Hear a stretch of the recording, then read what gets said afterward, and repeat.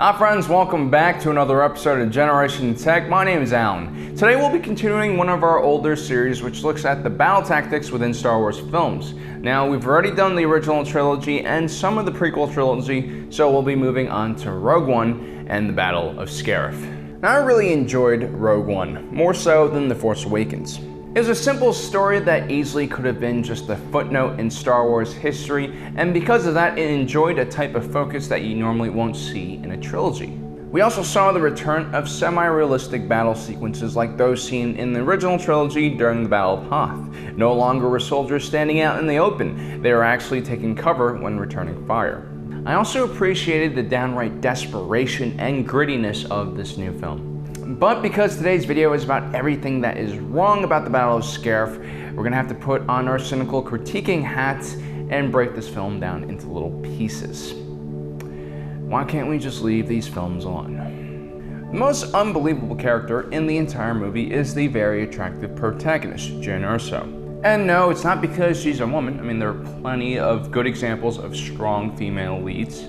Just look at the older Alien movies or basically every Miyazaki film. The problem with Jyn is, as a character, she didn't really do anything to earn our respect or the respect of her fellow members of Rogue One. When Jyn goes up to the Rebel Council and demands that they immediately launch an attack on Scarif, we as the audience are rooting for her. It's a no-brainer. We've seen the message from Galen Erso. We know what the Death Star will one day do to Alderaan, and we also know that a moisture farmer will one day exploit its greatest flaws, a flaw that needs to be discovered in the archives of Scarif. But let's take a step back and step into the shoes of Mon Mothma, who, by the way, is a perfect example of a strong female character. She has the toughest job in the entire galaxy. She leads a fight against a force that is thousands of times larger and better equipped. She has to juggle the demands and needs of several small rebel factions and keep them from killing each other or deserting the cause like the Partisans. Here comes this young girl who at best is a street urchin with no loyalty to the rebellion, and at worst a convicted criminal. She wants the fledgling alliance to restore the Republic to launch an attack with a huge amount of their resources against the heavily guarded Imperial military installation, all based on a message from her dead dad, which she conveniently left behind on Jedha, and is currently the only living person to have seen it. Not to mention her father is also a high-ranking Imperial scientist who, to their knowledge, has collaborated with the Empire to create some kind of crazy superweapon. All Mon Mothma knows is that something has destroyed Jedha, and all rebel factions are now freaking out about it.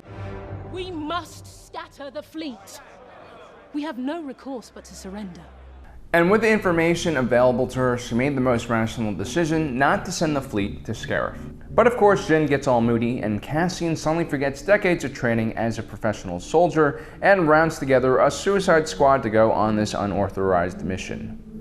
At best, Jyn is stealing a ship and also tons of equipment and weapons, and at worst, she's undermining the very thing that's holding the Rebel Alliance together, which is a proper chain of command. While we are pushed by the narrative to identify with Jyn's rebellious ways, it actually doesn't work like that in real life.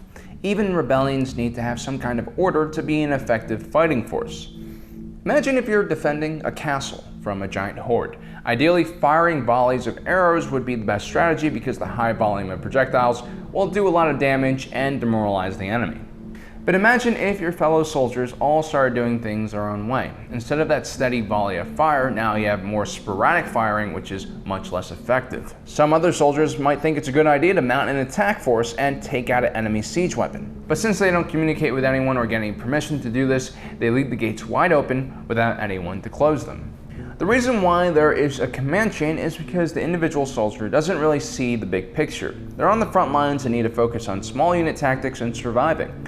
Officers who are removed from the actual fighting have a better oversight and are the ones who usually make strategic decisions. What Jyn and Cassian are doing is highly dangerous, and in most military forces they would have been arrested immediately. With everyone loaded up on the shuttle, Bodhi Rook gives a fake call sign and casually flies off in a stolen shuttle, as if they weren't on a heavily guarded military base with X-wings and anti-air cannons capable of preventing them from leaving. And when they finally land on Scarif, Jyn gives perhaps one of the worst pre-battle speeches I've ever heard. Saw Gerrera used to say one fighter with a sharp stick, nothing left to lose, can take the day. Saw Gerrera was a lunatic. and a terrorist. His partisans were so bad that the Rebel Alliance didn't even want anything to do with them, and they were desperate for manpower. If we can make it to the ground, we'll take the next chance. And the next.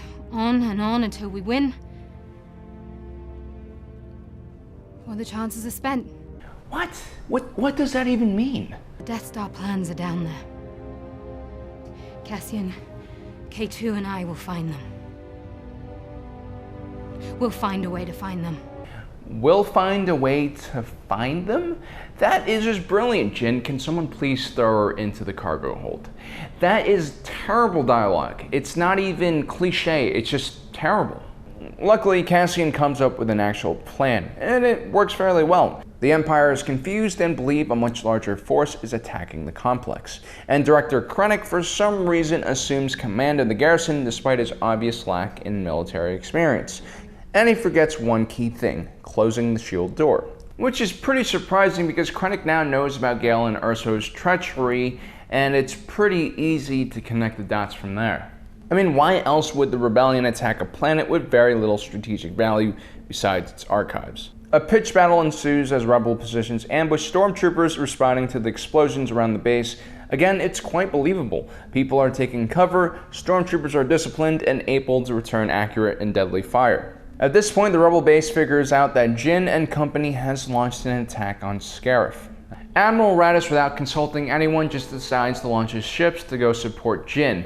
Again, this kind of shows us how loosely connected the Alliance to restore the Republic actually is. It seems like everyone just does whatever they want. Back on Scarif, Director Krennic remains extremely incompetent. Not only has he not closed the shield doors, he hasn't sent reinforcements to guard the archives. Now that I think about it, it kind of makes no sense that a director of the Imperial equivalent of the DoD or Engineering Corps is taking command of a major battle when there are plenty of capable trained military officers around him to take charge. Krennic's poor leadership is costly. The rebel fleet arrives and manages to deliver reinforcements to the ground, which takes out a few AT-ATs and allows the rebel distraction to go on a bit longer. When it's not left wide open, the idea of a planetary shield with one gate is actually brilliant. It allows defenders to bottleneck enemies into one location, making defense much simpler.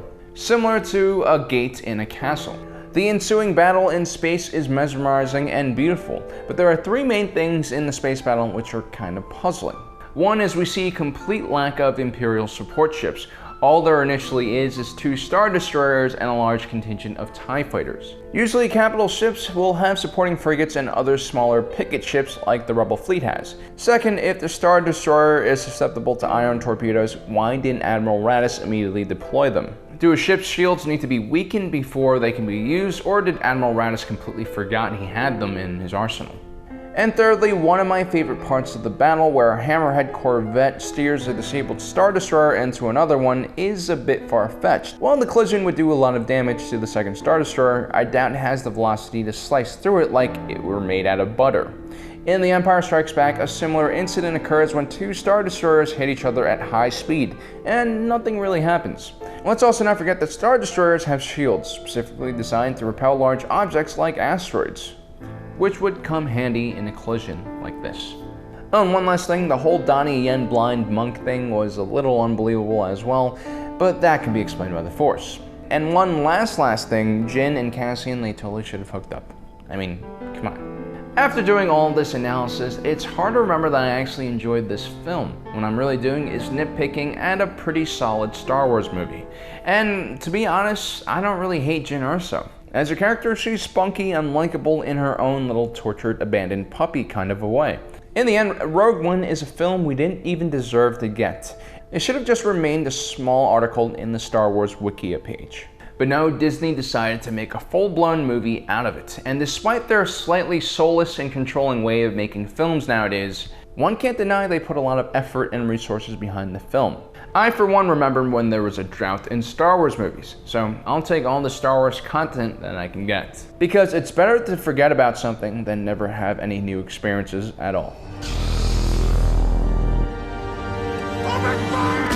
Guys, I hope you enjoyed our analysis today. If you did enjoy this film, check out the rest of our Everything Wrong with Star Wars Battles series. We cover a ton of battles. And a special thanks to all you Patreon supporters out there. If I ever had you guys go on a suicide mission with me, I would at least have a good plan. Well, thanks for joining us today. If you're watching this, you are Generation Tech.